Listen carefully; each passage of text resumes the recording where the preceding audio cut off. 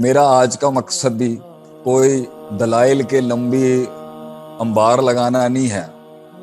میں تو صرف قوم کا غم بانٹنے آیا ہوں, دکھ کم کرنے آیا ہوں.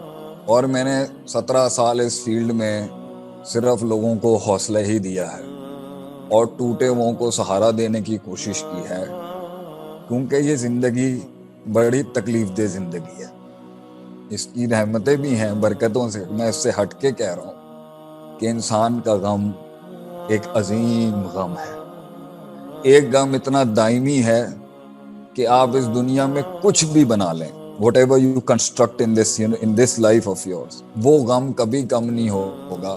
ہاں, کم ہوتا رہے گا, بڑھتا رہے گا, کم ہوتا رہے گا, لیکن انسان سے جڑا رہے گا. وہ ہے اہبطوا منہا جمیعا کے تحت ہمیں جب جنت سے باہر کیا گیا, اللہ کی قربت سے ہمیں جب دور کیا گیا اور ان جنتوں سے دور کیا گیا, یہ غم کبھی ختم نہیں ہونا. یہ خلا فطرت میں اس طرح کی رہے گی کہ انسان جتنا بھی ترقی کر لے اور دین میں بھی جتنا ایکسل کر لے اور جتنا آگے بڑھ جائے, مگر وہ دوری تو ایک ہے اور ہمیشہ رہے گی. وہ ختم ہی, وہ کلیجے کی ٹھنڈک ہی جنت میں اللہ کے پاس جا کے ہونی ہے. لیکن دنیا میں وہ صرف الا بذکر اللہ تطمئن القلوب سے ہی ختم ہوتی ہے کہ جتنا اللہ کو انسان یاد کر لے گا, وہ ایک دائمی جو ہے نا, اور دائمی جب سے ہم اس دنیا میں ہیں, وہ انسان کی تلاش, وہ تڑپ, وہ پکار, وہ محفلوں میں, وہ محفلوں کے شور و گل میں, دولت کے انبار میں, ترقیوں کے ان سفر پہ بھی وہ بڑے بڑے لوگوں کی اور چھوٹے چھوٹے لوگوں کی اور بڑوں کی اور بچوں کی اور مردوں کی اور عورتوں کی وہ خلا نہیں پوری ہو سکتی. پھر اس زندگی کے اندر جو ابتدا سے انتہا تک گزارنی ہے, the process and the journey of a man, وہ زندگی کا سفر جو واللہ اخرجکم من بطون امہاتکم, ماں کے پیٹ سے پیدا ہونے کے بعد سے لے کے کل نفس ذائقۃ الموت تک جائے گا, یہ سلسلہ بھی غموں کا سلسلہ ہے, تکلیفوں کا سلسلہ ہے. یہ life is not a walk in a park اور پیز اینڈ کیرٹس کہ ہم کہیں جی یہ شغل ہے. اللہ خود کہتا ہے قرآن میں, وما خلقنا السماء والارض وما بینہما باطلا, میں نے یہ کوئی فضول میں دنیا نہیں بنا دی. یا وما خلقنا السماوات والارض وما بینہما لاعبین, یہ کھیل تماشا نہیں ہے, یہ دارالامتحان ہے, یہ دارالبلا ہے, یہ بلاؤں کا گھر ہے. یہاں انسان کو ابدی خوشی کبھی نہیں مل سکتی. وہ جو ہے اس کا دنیا سے تعلق نہیں ہے, لیکن دنیا کے اس سلسلے سے گزرنے کے اندر دنیا کا ہی ہو جانا یہ بھی گمراہی ہے.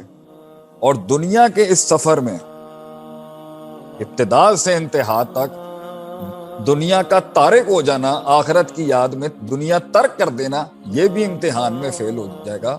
اصل آزمائش ہے کہ اپنی اصل کو یاد رکھتے ہوئے, اس سپر ہائی کانشیسنس کو یاد رکھتے ہوئے انہی رشتوں سے گزرنا ہے, انہی چیلنجز سے گزرنا ہے, انہی دشمنیوں سے گزرنا ہے, انہی تنقیدوں سے گزرنا ہے.